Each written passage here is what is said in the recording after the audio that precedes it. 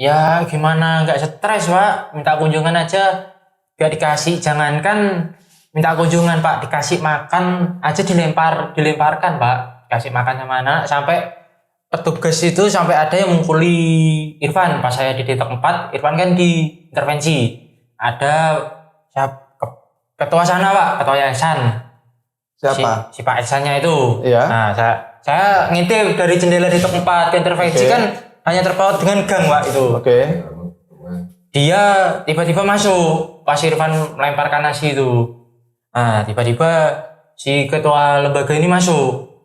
Marah-marah. Tapi anehnya pas saya di detok 4 itu kamarnya itu bunyi babuk kamarnya Irfan. Seperti orang dipukuli gitu ya? Ya, itu pas saya ingat itu bulannya bulan Juli. Bulan Juli, berarti 1 bulan Irfan masuk ya? Ya, saya kalau rehab sudah nggak mau sudah Pak. Kalau saya melakukan salah mending di penjara aja Pak. Kesimpulan saya gitu Pak. Sudah Pak.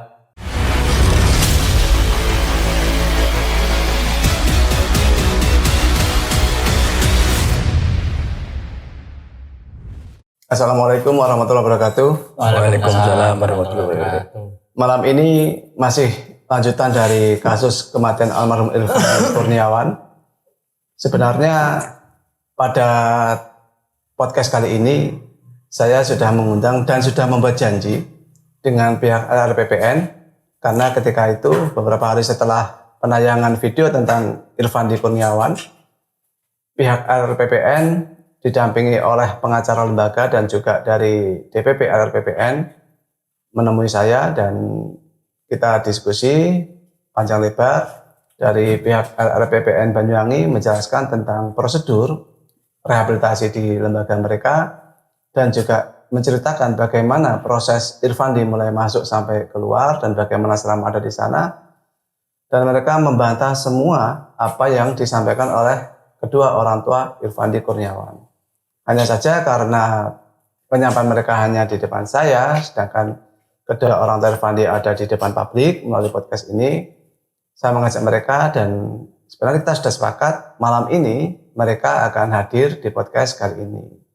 Dan sekaligus saya sampaikan ke mereka bahwa selain Irfan Kurniawan, saya juga masih ada laporan tentang dugaan kekerasan dan juga penyalahgunaan kewenangan atas pengelolaan LRPPN, Lembaga Rehabilitasi Pencegahan Penyalahgunaan Narkoba di Kabupaten Banyuwangi, yang mana malam ini ada pengakuan dari saudara Bagus Wahyu Husodo yang harapan saya LRPPN malam ini juga hadir di acara podcast dengan melakukan klarifikasi atau mungkin juga bagaimana sebenarnya dari pihak mereka menangani pasien rehabilitasi di LRPPN.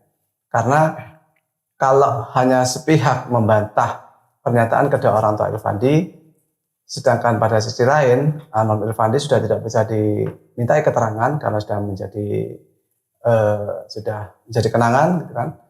Tapi kali ini ada saksi yang masih hidup yang berani menyampaikan, dan bahkan ini saudara Bagus di LRPPN dalam rentang waktu yang hampir sama dengan almarhum Irfandi. Jadi nanti mungkin pemirsa tayangan ini bisa menilai secara langsung bagaimana sebenarnya apa yang terjadi di lembaga tersebut. Dan video ini saya tujukan tidak untuk mendiskreditkan siapapun atau lembaga manapun, hanya saja bahwa kita bagaimanapun juga harus menghargai dan menghormati meskipun hanya satu nyawa manusia. Karena menyelamatkan satu nyawa sama saja dengan menyelamatkan seluruh umat manusia. Baiklah, saya sapa dulu Mas Bagus Wahyu Husodo. Iya. Biasa dipanggil Mas Bagus, Mas ya. Iya. Kali ini ditemani oleh kedua orang tua, Mas ya. Iya. Ibu Naning sama Pak Suyoto. Pak Haji Suyoto ya. Mas Bagus, bisa diceritakan awal Mas Bagus bisa masuk ke panti rehabilitasi atau lembaga rehab LRPPN ini, Mas? Siapa? Saya awalnya itu tangkapan dari Polsek saya Pak. Polsek mana, Mas? Polsek Kota. Polsek Kecamatan Banyuwangi ya? Ya, Kota Banyuwangi. Oke. Nah, Saya awal masuk di Polsek tanggal 18 dan baru masuk di rehabilitasi tanggal 24 Bulan apa itu Mas? Mei Bulan Mei. 2023. Selama 6 hari berarti ya di Polsek ya? Iya, 6 hari saya. Selama 6 hari di Polsek itu Mas Bagus diperlakukan seperti apa? Saya di Polsek ya makan 3 kali sehari. Enak Pak, sana Pak. Di Polsek enak malah ya? Iya, Di sana Polsek ya? nah di Polsek Pak, ada Pak kalau pikir Pak. Makan tidur ya? Ya makan tidur, main kartu sana, rokokan. Pernah nggak dibawa ke sebuah lembaga asesmen atau mungkin diperiksa tentang tingkat ketergantungan narkobanya seperti apa? Sampai kemudian penyidik Polsek ini malah merekomendasikan Mas Bagus ke lembaga LLPPN. Sebelum saya masuk rehab itu pertama saya dibawa di klinik licin Pak. Klinik jiwaan Legend ya? Ya, tes kejiwaan katanya Pak. Oke. Hasilnya Alhamdulillah normal Pak. normal, sehat ya? Ya, sehat. Tidak gila yang saya bisa. Wah, gak sampai gila Pak. Kalau saya ODGJ ya masuk licin Pak. Oh gitu. Gak masuk rehab. Setelah itu Mas Bagus dapat berapa hari kemudian masuk ke LLPPN? Itu setelah periksa tes kejiwaan langsung tes urin itu Pak. Pada hari yang sama? Hari yang sama tes Tes urin. urin, benzo sama Diberitahukan enggak hasilnya seperti apa tes urinnya? benzo sama metavitamin saya tinggi Pak. Oke, berarti diindikasi pengguna apa waktu itu? Sama polisi dikasih tahu? Saya bilang sendiri ya jarum suntik sama pil. Oke. Berarti narkoba suntik sama pil apa jenisnya? Saya makainya itu kalau pas ngedrop sabu itu sering pakai triaquenil ya Pak. Tapi juga pemakai golongan 1 ya, pakai sabu juga Iya, ya. pakai sabu ya Pak. Tapi tidak sesering pil ya. Ya kalau pas ngedrop aja saya pakai pil. Oh gitu ya. Ngedrop pakai Itu pil. sudah berapa lama Mas Bagus menggunakan itu sampai kemudian tangkap polisi itu? Kalau sabu saya awal tahun 2017. Cukup lama ya. Ya kalau pil saya 2018-an. Oh, rentangnya tidak terlalu jauh ya. Ya. Ketika masuk panti rehab, apa yang dilakukan pertama kali oleh lembaga tersebut kepada Mas Bagus? Ya dibawa ke rehab, suruh spot check, terus habis itu langsung dimasukkan ke detox Pak. Bentuk spot check-nya seperti apa Mas? Ya kayak pengecekan badan Pak, pengecekan bawa apa sana. Oke. Ya saya ya digeledah ya saya nyelipkan kaca di sini sama uang 15.000 Itu diminta, diambil. diambil. Oke. Untuk apa nyelipkan kaca di sini Mas? Ya untuk kacaan Pak. Saya kan di penjara kan nggak boleh nganu kaca lincip Pak. Jadi saya selipkan untuk kacaan, benarkan rambut biasanya gitu ya. Itu tidak boleh ya di rehab, di panti rehab ya? Iya Kalau di panti rehab pun juga nggak boleh Pak. Oke. Gitu. Setelah dapat berapa hari Mas Bagus dilakukan proses terapi atau mungkin detoksifikasi atau mungkin ada enggak proses screening? Ini kayak gimana Pak? Mas Bagus sudah dijelaskan di sana bahwa ketika baru masuk itu ada proses dilihat dulu daftar penyakitnya apa diperiksa oleh dokter atau gimana. Nggak ada Pak, langsung dimasukkan detox ya Pak. Tanggal berapa masuk panti rehab? 24 Mei. 24 Mei ya, masuk di lembaga rehab ya, di LPPN ya. 24 Mei itu berapa hari setelah itu di detox? Ya langsung masuk, langsung dimasukkan detox Pak. Langsung Hari spot check, datang itu di spot check dulu, terus dimasukkan detox. masuk kamar ya, Ya. kamar detox itu ya, di ruang kamar. Berarti proses, tahu enggak Mas Bagus itu proses apa yang dilakukan? Proses ke Turki atau gimana metode yang dilakukan di Ya setahu saya ilmu rehab call Turki Pak. Cuma dikurung, makan tidur, terus sorenya senam. Jadi enggak pernah ada proses screening Mas Bagus punya penyakit bawaan apa dan sebagainya kan? Nggak ada dicek Pak. Irfandi ini pengakuan dari pihak LPPN kepada kami itu konon memiliki penyakit paru-paru basah. Kami belum cek sih di hasil dari medis di rumah sakit ketika Irfandi dirawat terakhir kali ya. Konon itu penyakit bawaan sebelum masuk ke lembaga rehab. Rehabilitasi. Iya, cuman kan pertanyaan saya waktu itu, kenapa kok tidak bisa dideteksi ketika awal masuk? Berarti memang menurut Mas Bagus sendiri tidak pernah ada namanya proses screening di sana, Mas ya? Ada, Pak. Intake gitu ya, namanya intake itu kan pernah dengar nggak? Intake, screening intake awal sebelum detox itu? Kalau saya buka-buka buku pas di Jember harus ada screening intake katanya, Pak. Di sana nggak Harusnya ada ya, berarti paham Mas Bagus ya? Harusnya ada, tapi nggak ada di sana. Tidak ada ya? Ya, sama Oke, sekali nggak ada.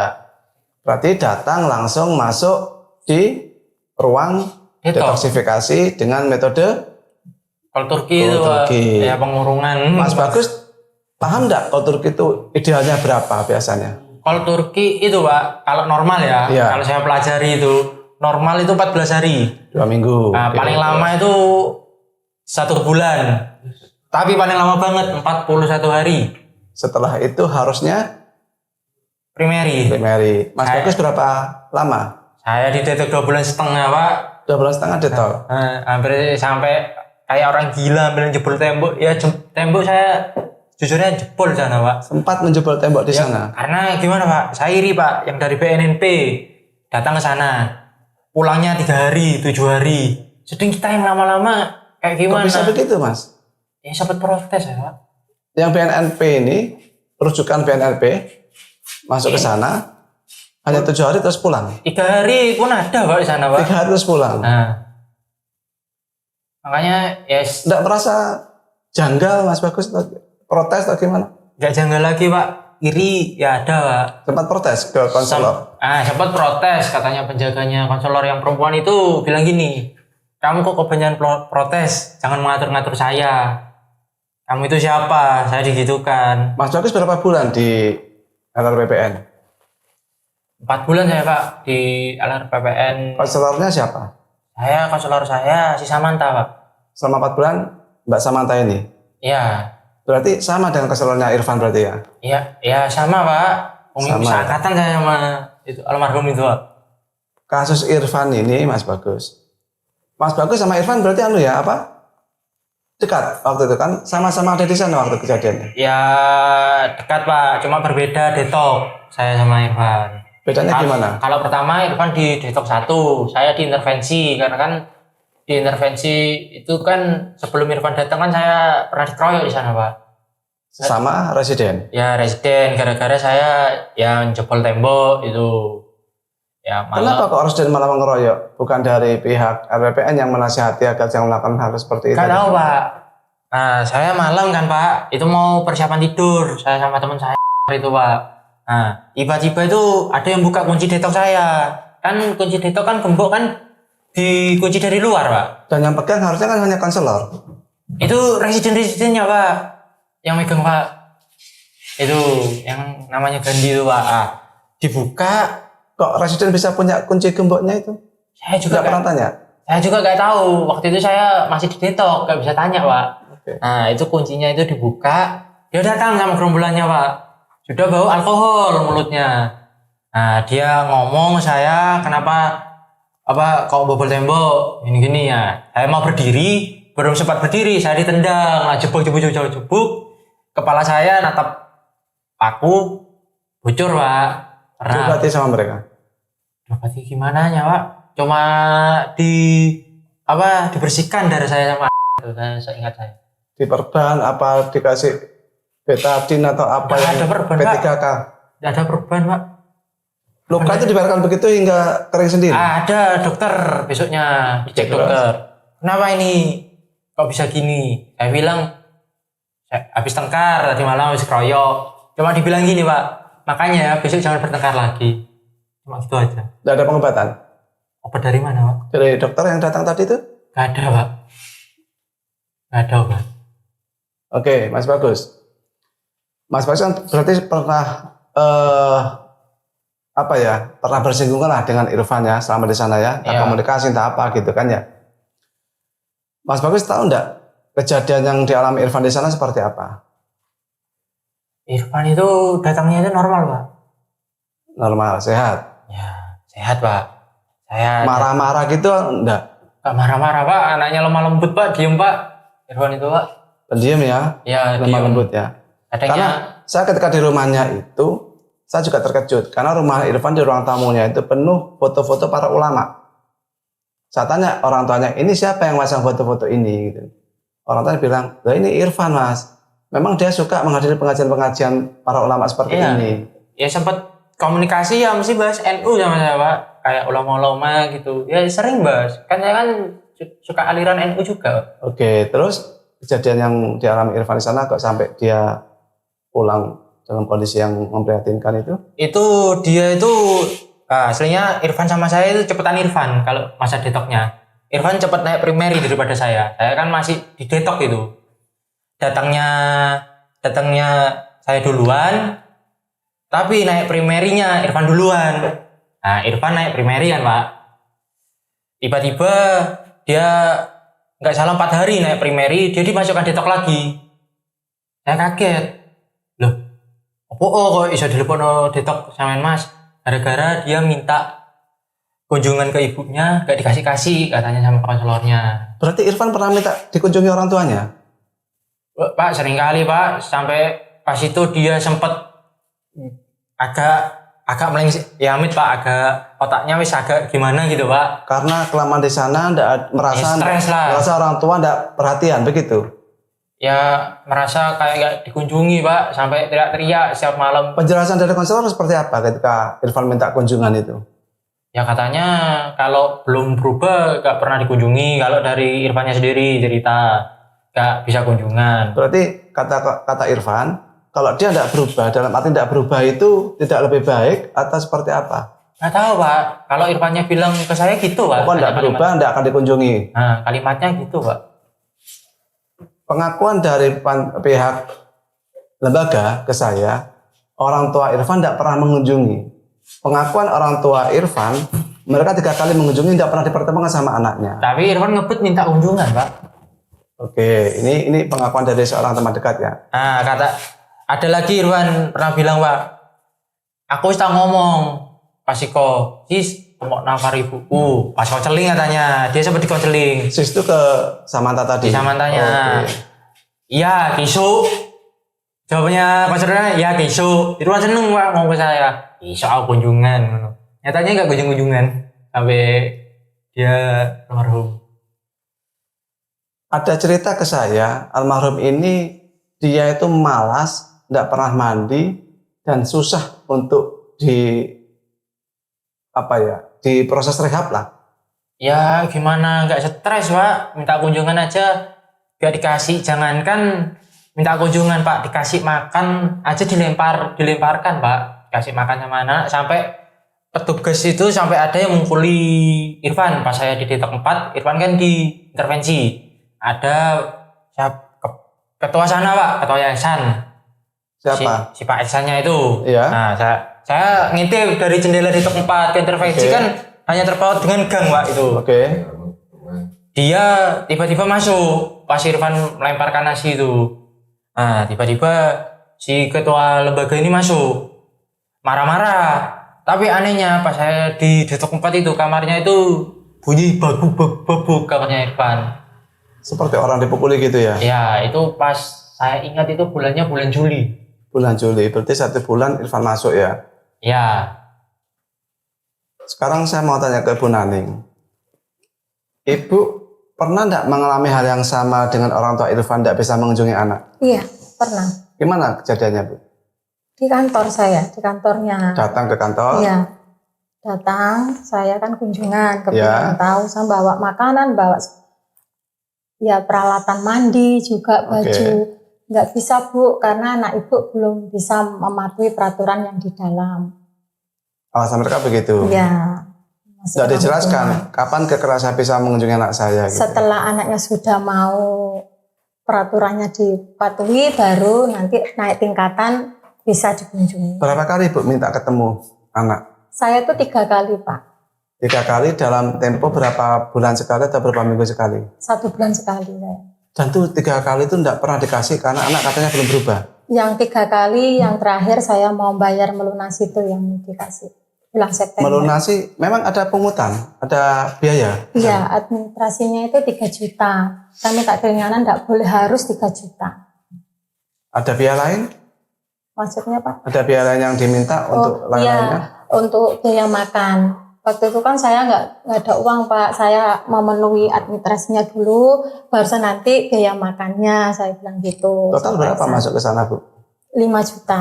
5 juta. Dan selama 3 kali kunjungan itu, meskipun Ibu sudah bayar ini ya, Iya, ini kan bayar untuk operasional mereka juga sebenarnya kan, iya. itu tetap tidak dikasih kesempatan untuk ketemu anak. Enggak, yang terakhir itu yang waktu pelunasan itu saya ketemu anak saya. Berarti sekali itu ketemu ya. Iya. Padahal saya kunjungan kepingin ketemu anak saya. Bulan keberapa itu ketemu Bu? Berarti bulan ketiga, bulan keempat? September ya, Le ya. September. September itu katanya kan Mas Bagus di sana berapa bulan Mas? Saya 4 bulan, Pak. September bulan 13 saya sudah ke Jember. Berarti menjelang ke Jember baru bisa bertemu sama Ibu? Iya. Iya, Pak. Gimana Pak? Itu saya nangis-nangis waktu itu Pak saya. Minta ketemu itu? Iya, saya nangis. Kalau saya nggak dipertemukan sama anak saya nggak mau bayar, saya bilang gitu. Saya kepingin tahu anak saya apa cuel atau gimana, saya bilang. Saya nangis, terus terang saya. Ini proses rehab kan, bukan tahanan ini kan? Iya, terus saya telepon sama Samantha. Mbak, Sama sudah janjian sama saya, kenapa Saman kok tinggal ke Jember? Jam 9, jam 10 kan saya masih repot Pak, muncar ke Banyuwangi kan 1 jam. Katanya gini, kalau Saman enggak mau dipertemukan sama anak saya nggak mau bayar. Jangan gitu Bu, Pak Eksan ada di dalam, habis ini nanti dipertemukan. Oh ya sudah, saya nangis. Waktu itu saya kepingin ketemu anak saya, nggak ada Pak, namanya orang tua mau bikin celaka anak, nggak ada. Iya. Jadi kemudian Ibu sempat ketemu dengan Mas Bagus. Setelah itu berapa hari dari ketemu Ibu dipindah ke Jember? Iya, Alasannya kenapa dipindah ke Jember Mas? dipekerjakan katanya Pak. Bilangnya dipekerjakan gitu? Iya, suruh bantu-bantu program sana. Iya Pak. Bukan bagian dari apa namanya terapi atau mungkin bagian dari proses pemulihan atau apa? Enggak, dipekerjakan. Ngomongnya gimana sih Mas? Kok bisa dipekerjakan? Kan sampai di sana itu kan tidak untuk bekerja gitu kan? Ya di sana ya kerja. Pertama itu alasannya di sana itu bahwa ayo Gus main ke Rehab Jember katanya. Nah setelah itu 3 hari katanya Pak jangkanya.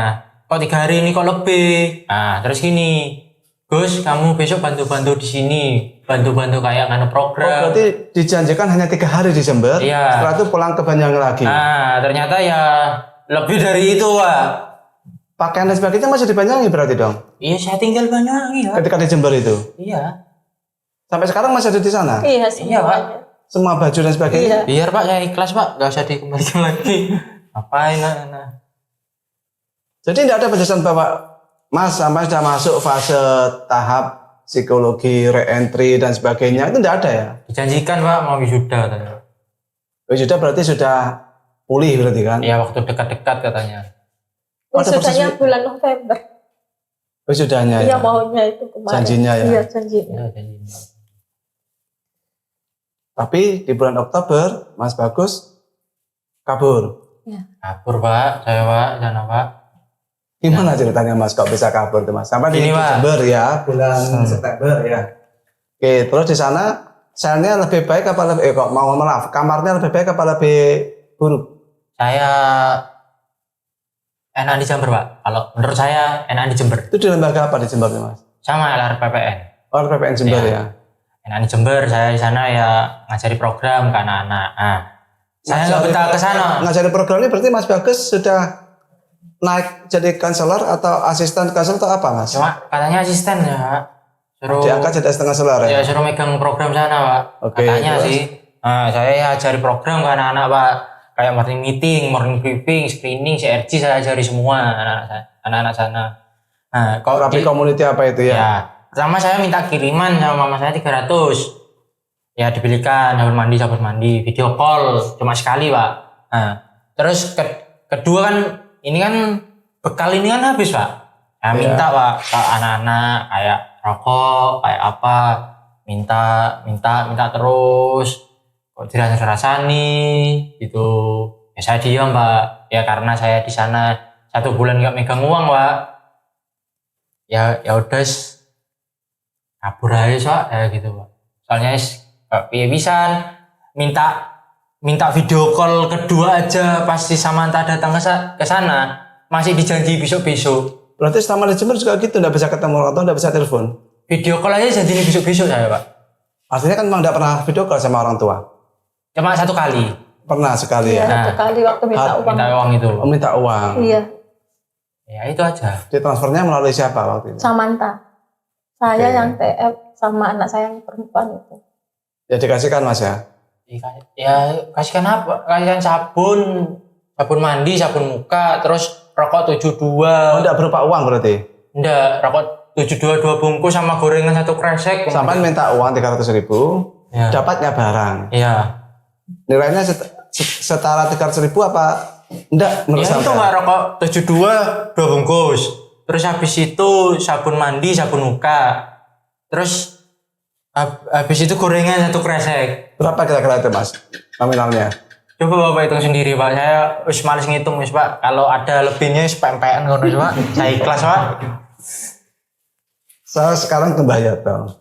Mbah Yoto, jenengan ini kan yang saya tahu juga pemerhati sosial Mbah Yoto ya.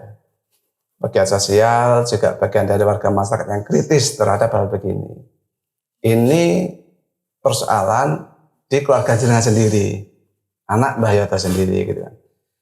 Sekarang bagaimana Mbah Yoto menyikapi hal ini atau perasaan Mbah Yoto melihat ini ketika anak kabur terus bawa cerita seperti ini? Nggak punya reaksi ingin melakukan apa dan sebagainya, atau merasa oh anak saya sudah berubah, saya bersyukur, atau mungkin kok begini perlakuan ke anak saya yang saya kira. Mbak Yoto ketika memasukkan anak ketika menyetujui anak dimasukkan ke rehabilitasi itu kan punya harapan. Ya. Nah, Harapan seperti apa, saya ya? karena tahu bahwa itu walaupun anak diri saya, karena sudah pecandu itu, saya mengharapkan supaya dia itu sembuh dari permasalahan itu. Jadi saya ngerti adanya LPRN itu awalnya itu dari seperti apa. Malah setelah masuknya anak saya ini malah LPRN saya bawa ke SMA Muncar untuk memberi Sosialisasi. pengarahan di SMA Muncar sana. Nah itu saya sudah mengerti, saya kira perilaku itu akan memperbaiki anak itu. Tidak ngerti sama sekali, tahu-tahu ada berita namanya Irfan meninggal itu. Setelah Irfan meninggalnya, ibunya baru ngomong ke saya bahwa Wahyu ini sudah di rumah. Waktu dia kabur, saya tanya sama Pak Iksan, Pak gimana pertanggungan jawab sebagai sahabat CCTV anak itu? Sudah dicari, nanti akan dicari oleh petugas sendiri, nanti akan ketemu. Cuma itu jawabannya. Jadi saya ini tujuannya menitipkan itu bukan untuk malah rusak atau malah dia pukuli dan seperti itu. Tujuan baik, ternyata setelah saya tahu seperti itu, kok ada aturan-aturan seperti itu, ada namanya konselor, ada apa, baru ngerti sama Pak Robek ya, dengar ada konselor, ada residen dan sebagainya. Dan saya coba buka daripada YouTube atau Google seperti apa aturan dari kementerian.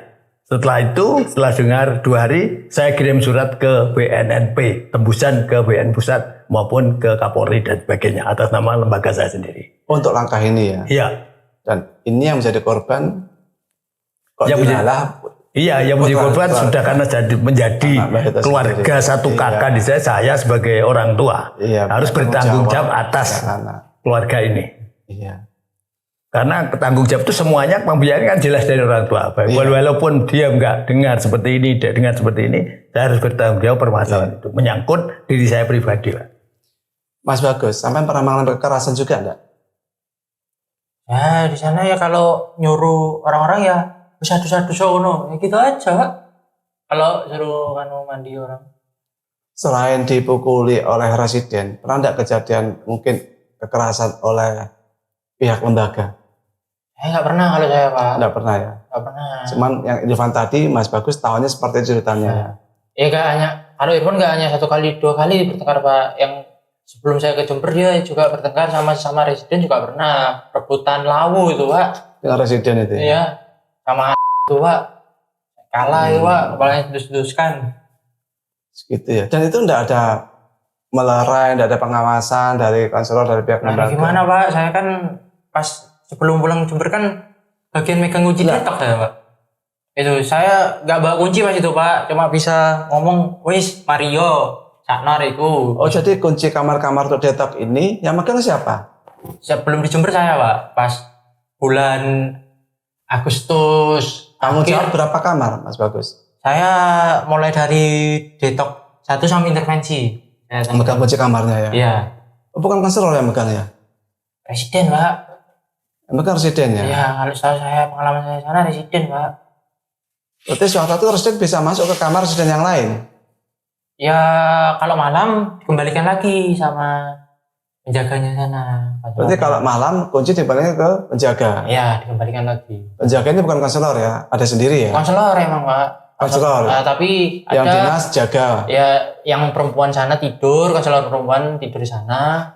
Ya, Kalau itu. malam konselor laki-laki yang jaga itu? Perempuan Pak. Oh, Laki-laki. perempuan semua? Tidak ada laki-laki konselornya? Ada. Ya konselor perempuan tidur di sana ya kembalikan. Oh. Mas Bagus, kita kembali ke masalah Irfan ya. Sedekat apa Mas Bagus dengan Irfan? Ya di sana kan namanya kan Al Family, kayak satu family ya, dekat ya, makan bareng, rokokannya rokok bareng. Kadangnya saya pas ingat saya Pak, saya di detok pas Irfan habis naik primary ya pernah ngasih rokok saya. Ya dekatnya ya akrab ya, cuma akrab satu lingkungan. Berarti Irfan ini dia meninggal di bulan apa bulannya? Bulan November ya. Itu dia dalam tahap masih primary. Detok Pak, habis primary dia kembali ke detok lagi Pak. Oh, dia mengalami detoksifikasi. Naik ke Mengalami- primary. Dia kan awal masuk detok, Ya, kemudian primary. iya. Terus detok lagi. Irfan ini bulan Oktober meninggal kalau tidak salah ya. Ya, pas dalam detok 2 kalau nggak salah. Dan detok 2 dia. Ya, si Samantha bilang saya. Setelah primary dia detok lagi dan meninggal. Ya. Ketika dia pada fase detok 2 itu, ada enggak kejadian yang Mas Bagus mungkin ketahui? Kan Mas Bagus masih di sana waktu itu. Ya, yang terakhir saya tahunya ya angkat nama Anwar itu, Pak. Terakhir bulan September itu. Terus dia meninggal itu ya. Ya. Tapi rentangnya dia pernikahannya bulan September ya. September tanggal berapa? Tanggal 10. Kalau nggak salah. Agak lama setelah itu, Ya, sebelum saya ke Jember. dia pernah enggak mengeluh sakit-sakitan? Nggak tahu Pak, saya tahunya tekar ya balas-balesan, tapi Irfan kalah pas itu Pak. Ya tahunya gitu aja. Mas Bagus pernah ngobrol sama Irfan di akhir-akhir menjelang sebelum Mas Bagus ke Jember itu? Terakhir cuma dia setiap malam itu teriak ibu-ibu, katanya ibunya awe-awe di depan pagar rehab katanya Pak. Gitu ya. Iya. Itu aja Pak. saya. Itu sekitar awal-awal September ya? September yang mau saya berangkat di Jember. Iya, awal-awal itu ya. Ya, sempat halu-halu sendiri dia Pak, kayak halu-halu sendiri. Saking kangennya ke orang tua sebenarnya ya. Ya, saya ngangennya Pak. Kayak gitu Pak. Dan mohon maaf, Pak paham enggak situasi begitu? Ya sudah tahu kayak gitu ya, gimana lagi Pak? Tahu aslinya Pak. Apa sih dampaknya ketika masih dalam proses detok terus dikunjungi orang tua itu menurut Mas Bagus? Apakah ini memperburuk situasi detok atau seperti apa? Nggak tahu Pak, saya sendiri pas itu ya di detok ya pernah ngalamin kayak gitu Pak. Di detok ya minta kunjungan nyatanya nggak dikabulkan. Itu aja Pak. Pernah enggak dikasih tahu alasan kenapa ketika proses detok tidak boleh dikunjungi keluarga itu? Nggak pernah tahu alasannya seperti apa Pak. Padahal detoknya lebih dari 1 bulan kan tuh sudah kayak. Saya ya 2,5 bulan. Iya, artinya kan kalau proses detok normal 2 minggu sampai 5 minggu, katakanlah ya maksimal kan 40 hari ya, Ya. 5 minggu lah anggapannya, atau 6 minggu lah, katakan 6 minggu. Ini kan Mas Bagus baru bisa dikunjungi orang tua setelah bulan ketiga kan? Iya Pak. Iya Bu ya, Itu bulan keempat saya Pak. dikunjungi. Iya kan maksudnya Mei kunjungannya September. Oh iya, bulan Iya, keempat baru bisa keempat. dikunjungi. Saya sempat ya. mikir itu Pak. Mendingan saya nggak direhabkan aja, mendingan saya di penjara aja Pak. daripada Artinya itu kan sudah melewati batas normalnya proses detok kan? Iya. Harusnya itu kan sudah masuk dalam proses primary. Ya saya masuk tahap primary kan Pak, pas Agustus itu. Primernya Mas Bagus mengikuti TC, terapi community. Iya, bulan Agustus. Dalam terapi community itu pernah diajak ketemu orang luar seperti apa? Cuma futsal itu, futsal. Tapi futsalnya dengan sama Ya, presiden. pelatihan kerja cuma di lantai 2 gitu aja. Tidak pernah dikasih tahu alasan kenapa tidak boleh bertemu sama orang tua itu. Ya katanya kamu harus jadi baik biar cepat bisa pulang dan ketemu orang tua gitu aja, Ya, Pak. kan ketemu orang tua di rumah. Maksudnya ketika orang tua berkunjung bisa ketemu itu tidak pernah dikasih tahu kok. Tidak pernah bisa dipertemukan itu. Ya, saya primary nyatanya minta kunjungan diundur-undur sampai ketemu September itu, Pak. Katanya besok orang tua kamu belum datang, besok orang tua kamu belum datang. Katanya Senin, orang tua kamu bisanya Minggu, diundur itu aja, Pak. Ceritanya, Pak. Sampai capek saya, Pak. Kan pernah di Jember Mas Bagus ya? Mas Bagus melihat di Jember itu perlakuannya dengan yang di Banyuwangi seperti apa? Sama, beda, atau lebih baik sama? Yang mana? Dalam hal agama lebih baik di Jember, Pak. Di Jember. Keluarga nyarat, Pak, di Jember. Dalam perlakuan ke residen? Makanannya ya enak. Dalam perkara residen yang punya Jember Gus Desa itu, Bu, sangat baik, Pak, orangnya, Pak. Pernah enggak cerita di sana orang tua muda berkunjung atau mungkin proses detoknya itu dengan pola-pola yang Kalau di mungkin Jember, lebih humanis? kalau di Jember ya, Pak, saya lihat, Pak, saya sampai iri sama residen Jember karena di Jember itu hampir setiap hari kunjungan. Orang tua? Orang tua hampir setiap hari. Saya sampai apa aku nggak direhab di kini? Berarti ini kasus-kasus begini itu bukan kebijakan dari LRPPN-nya ya, mungkin kebijakan dari sektoral di mana LRPPN berada mungkinnya. Ya, saya nggak tahu kalau gitu, Pak. Maksudnya kan Mas Bagus mengalami di Banyuwangi seperti ini, Jember seperti itu kan gitu Iya, kan? Pak. Ini kan kebijakan pengelola berarti menurut Mas Bagus. Ya, kebijakan pengelola, Pak. Kalau menurut saya, Pak. Kalau lembaga itu ya. Nah, saya aja ya cerita sedikit, Pak. Saya aja masuk sel aja hampir setiap hari ketemu orang tua saya. Iya, iya. Kok masuk sana kok 4 bulan sekali? Kan sama saja kayak gimana, nggak dirugikan ya, Pak. Oke. Masalah kunjungan kayak diisolasi. Semua pengalaman Mas Bagus ini adalah pengalaman yang dialami, dilihat sendiri dan dirasakan sendiri kan Mas ya. Ya, Pak, banyak pahitnya, Pak. Bu Naning, Iya. harapan Ibu seperti apa Bu? Dengan Ibu merasa anak Ibu lebih baik atau lebih buruk? Sudah pulih atau masih tetap seperti yang dulu atau gimana Bu? Ya masih belum pulih 100% kan Pak. Sudah lebih baik? Ya ada baiknya juga ada dari Jember itu. Tapi masih belum pulih sama sekali gitu Pak. Ada enggak keinginan Ibu untuk merehab lagi di Jember? Mungkin kalau saya rehab lagi di Jember mau enggak Mas Bagus? Saya kalau rehab sudah nggak mau, sudah, Pak. Kalau saya melakukan salah mending di penjara aja, Pak. Sebelah saya gitu, Pak. Sudah, Pak. Atau mungkin direhab di rumah dengan pola-pola Iya. dokter sendiri gitu ya? Iya. Ibu sekarang berarti lebih memilih untuk merawat anak di rumah dengan cara-cara mungkin yang Ibu pahami dari literatur atau apa gitu ya. Iya. Harapan Ibu atau mungkin Mbak Yota seperti apa terhadap kasus yang menimpa anak sendiri loh ini? Kalau harapan saya, aturan atau SOP daripada LPLN itu seperti apa? Karena mulai masuk si Wahyu itu saya tidak dikasih tahu sama sekali SOP-nya seperti apa.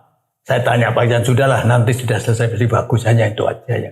Jadi harapan saya bagaimana pihak yang ada urusan dengan LPLN harus dibenahi seperti apa. Untuk menjadi konselor, untuk seperti apa, itu apa ada aturan warga rehab sudah menjadi konselor, apa hanya itu sudah diperbolehkan. Itu memang aturan seperti itu.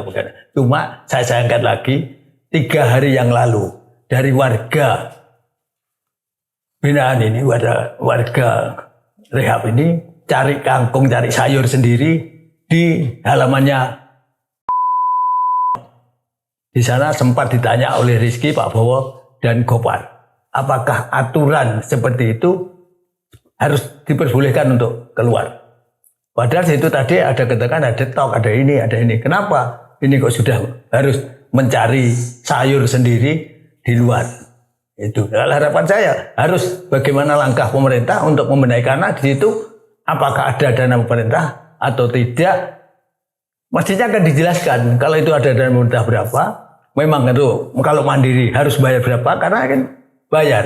Iya. Ini tidak dijelaskan pembayaran untuk apa, harus ada seperti ini. Dan waktu itu masuknya Wahyu itu ini belum jadi suami saya, istri saya belum. Masih warga Kertosari. Saya mintakan surat keterangan miskin, SKM itu saya masukkan di Pak Iksan nggak diterima, nggak betul, kurang bener. Saya ngantarkan di Balesa. Dan tiap berkunjung ada sopir saya namanya Harun, mesti ngantar. Untuk ketemu anaknya. Jadi belum masuk jadi satu kakak waktu itu ya? Iya, Maksudnya dia. Ya itu, bagaimana langkah dengan pertemuan hari ini atau video hari ini supaya pemerintah tanggap adanya RPN yang untuk membina anak-anak yang sudah kecanduan narkotika bisa sembuh. Bisa pulih. Ya, Gitu. bisa pulih kembali. Harapan orang tua ya. Ya, karena saya nilai tadi ada berita dari Wahyu enak di penjara daripada di rehab. Aneh berarti ini kan? Aneh. Harusnya di rehab itu lebih enak. Iya, Lebih karena terjamin. saya tahu dengan mata kepala sendiri kalau di Penjara itu. penjara lembaga binaan itu sudah enak. Seperti ada kasih makan dan ini untuk olahraga pagi dikeluarkan, sore masuk lagi dan dikeluarkan. Itu kurang makanannya kurang enak saja ditegur. Iya. Seperti apa? Lu di sini kok seperti itu?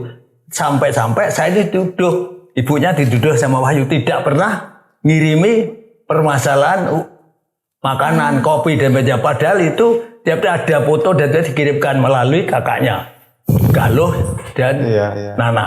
Itu tidak nyampe. Apakah tidak nyampe betul atau bagaimana? Karena tidak ada di dalam.